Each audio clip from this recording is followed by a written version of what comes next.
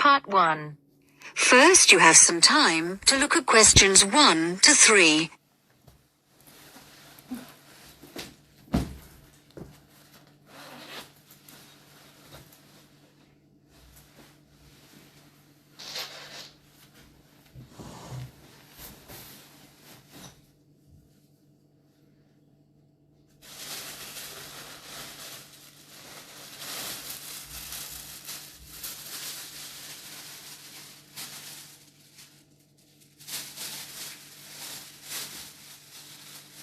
Josie, come in. How are you? I'm good. Can I get you a coffee or anything? No, that's okay. I can't stay long, but you said you wanted to talk to me about that course I'm doing this semester, Music 103? That's right. Actually, I was a bit confused because I thought you were majoring in maths. That's right, I am. I'm doing 4 maths modules this year, but it's an optional course. You just choose it if you're interested. And you can do it whatever department you're in. Why? Are you thinking about doing it? Well, I'm not sure. What are the requirements? What? The course requirements. I mean, what do I need to know about music to be accepted on it? I do listen to a lot of music, everything from hip-hop and rap to classical. And I can sing, sort of. Well, for a start, one special thing about this course is that it's distance learning. You don't actually have to be at the university to do it, and you don't have lectures. So you've got to be able to work on your own without someone telling you what to do all the time. Oh? Oh. No, that should be okay, I reckon. I'm more worried about the actual musical stuff. Like, I don't know how to read music. That doesn't matter. They don't assume that.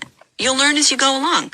How's your maths? Not too bad. Right. Some of it's quite mathematical, so you really need to be strong there. But you play the violin, don't you? I don't play anything. You don't need to. What about computer skills? You're okay there? Yes, reasonably. Does that matter? Yes, I'd say they're essential. Like I said, it's all distance learning, so it's computer-based. Before you hear the rest of the talk, you have some time to look at questions 4 to 10.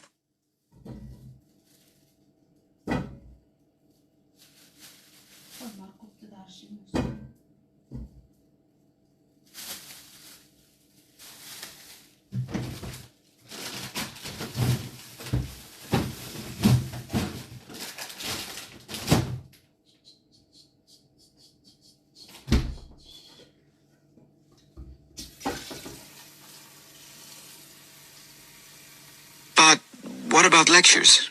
You don't attend any. It's all online. So lots of the students aren't here in Canada at all. They're studying from home all over the world. We've got someone from my group in Jamaica and a couple from Taiwan. Oh, and some from Hong Kong as well.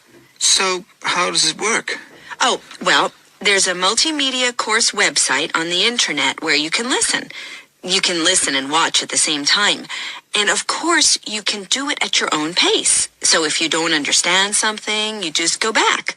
Or if you want some more examples of the music, there are links there to things that you can listen to.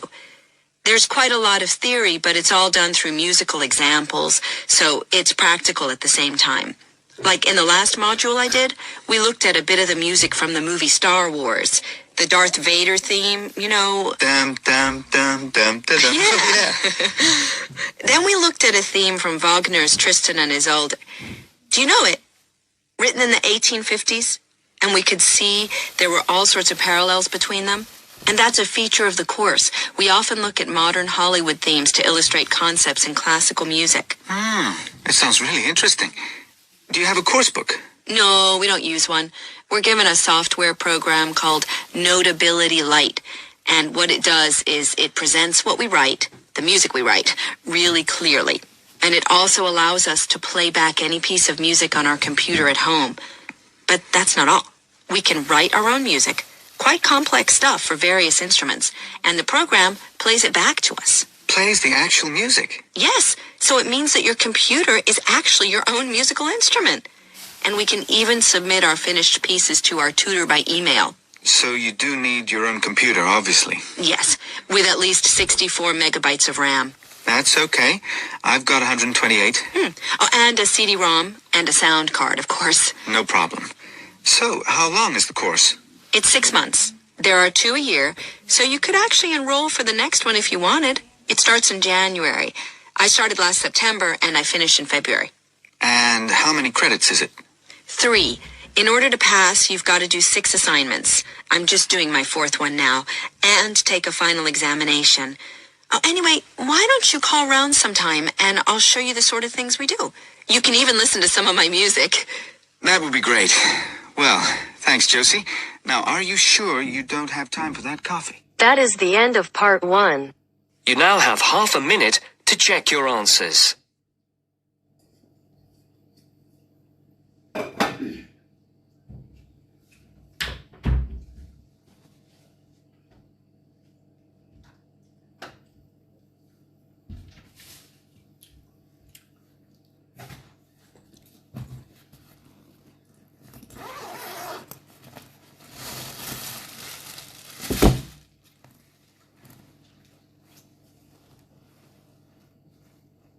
Now turns to part 2. Part 2. You will hear a tour leader giving information about a bus tour. First, you have some time to look at questions 11 to 15.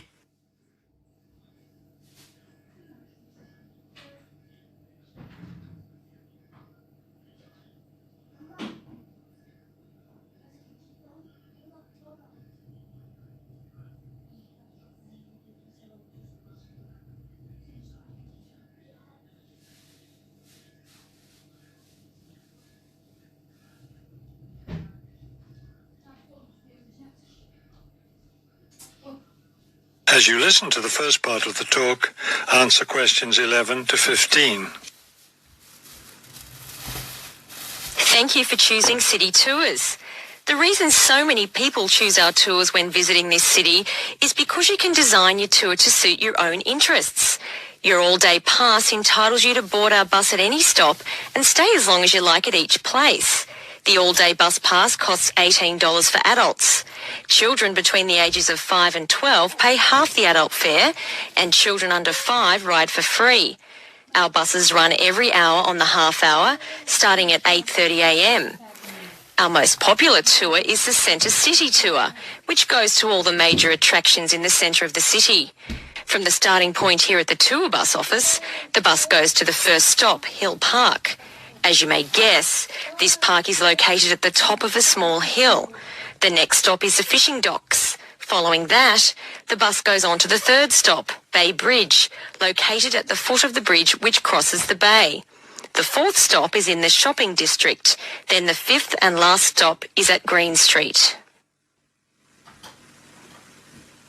Before you hear the rest of the talk, you have some time to look at questions 16 to 20.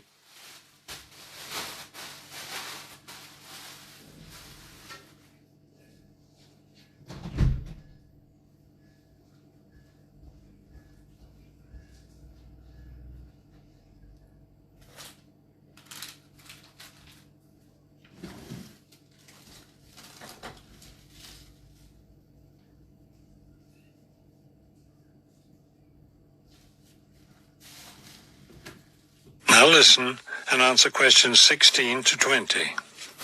There are many interesting things to do and see on the Centre City Tour.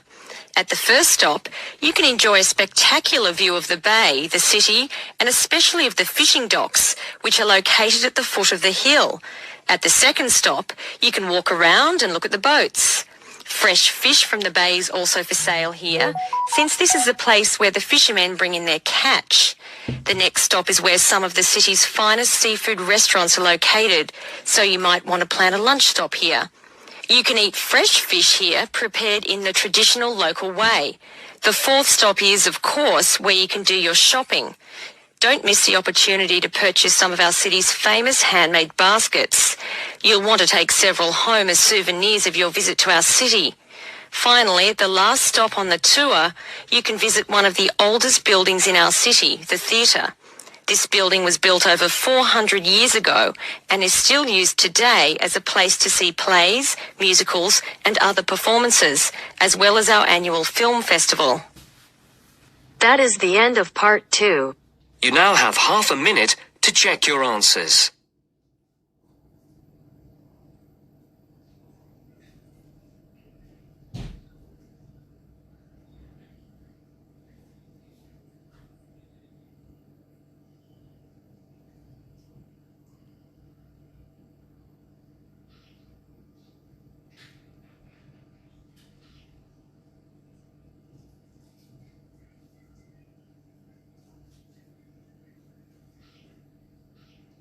Now turns to part 3.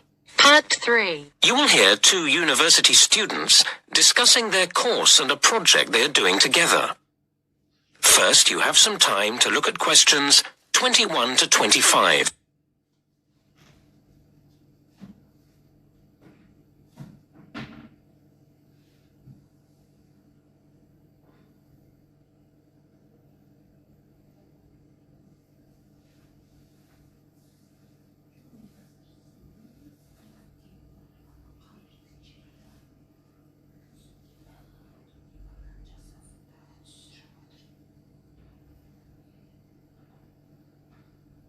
Now listen to the first part of the conversation and answer questions 21 to 25. Hi, Martin. Hi, Kate. How are you? Fine. I'm relieved to have done my presentation. I'm sure. How did it go? Oh, okay in the end, but I was ever so nervous beforehand. It's silly because I do know my stuff quite well. I must know those statistics inside out. But when you have to get each table of results to come up in the right order, it can make you nervous. It was my first time using the computerized projector, and I was sure I was going to get the controls wrong or something. And, of course, that's not a good situation if you know you've got to listen to questions carefully and be ready to answer quickly. But it was fine once you got going. Yes. I do feel that the standard of presentations could be improved in general. I think a lot of the lecturers agree with me, although I don't honestly know what they can be expected to do about it. Students need to appreciate the difference between style and content.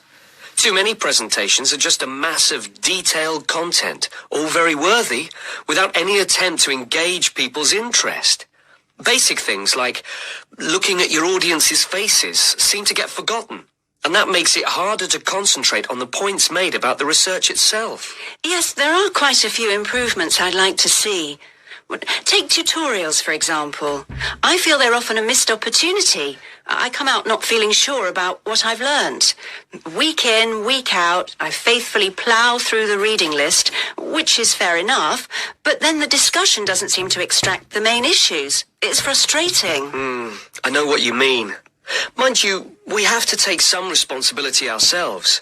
I actually got quite a lot from that skills workshop I went to on taking notes, and I'd like to make similar improvements in the next semester. The reading list we get has several websites each time, and I want to learn to navigate my way round them more effectively. Now, that sounds a good idea.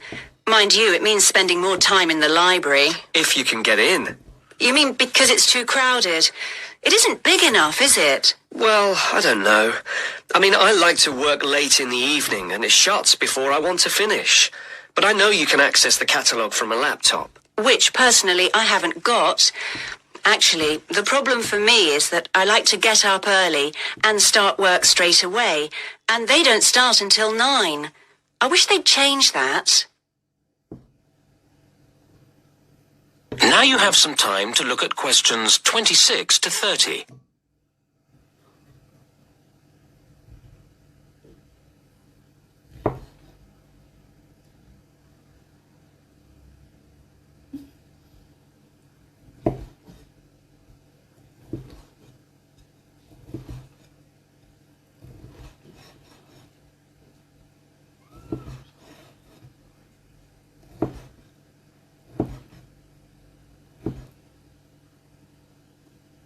Now listen to the rest of the conversation and answer questions 26 to 30. Look, we ought to start working out what to do next for our project.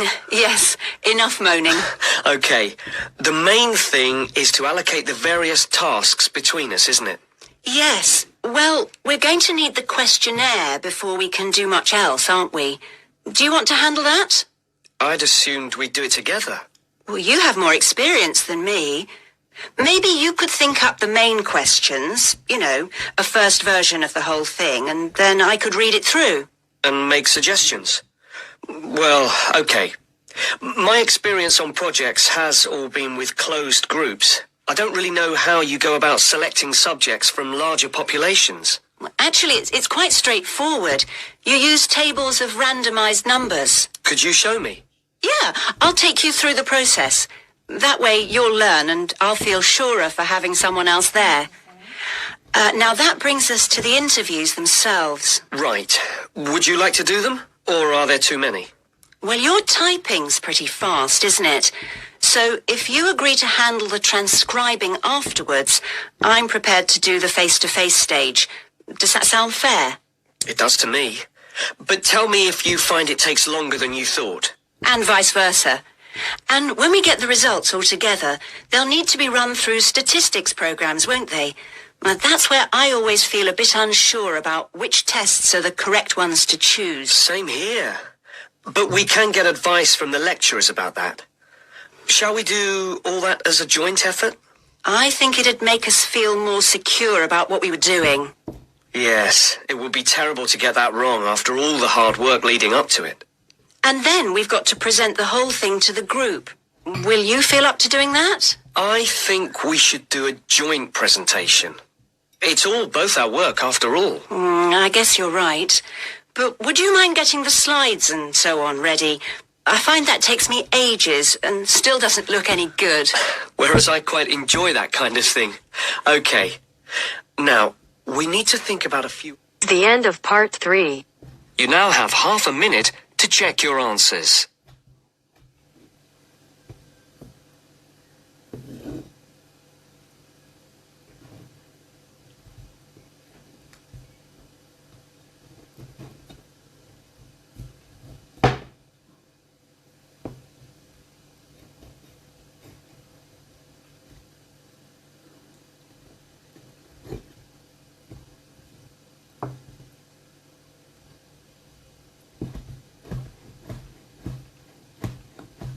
Now turns to part 4. Part 4. You will hear a writer giving a talk about the different kinds of writing that the audience might want to try doing. First, you have some time to look at questions 31 to 40.